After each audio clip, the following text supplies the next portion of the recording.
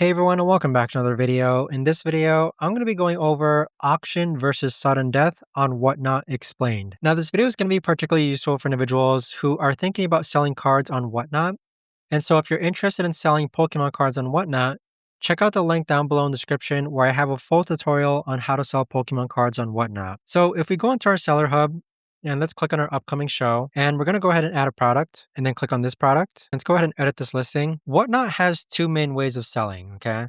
They have an auction and then they have a buy it now. But under auction, they have a sudden death. So what this means is that with a regular auction on Whatnot, when people bid, it'll automatically add like 3 or 5 seconds to the timer. So you can see here that the starting bid is $1 and the time limit is 30 seconds.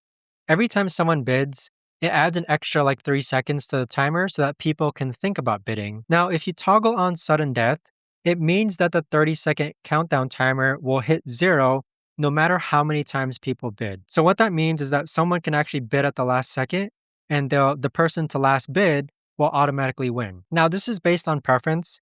I do like having just a regular auction because it allows people to really think if they want to place more bids. But sometimes sudden death works too, so you can have it both ways.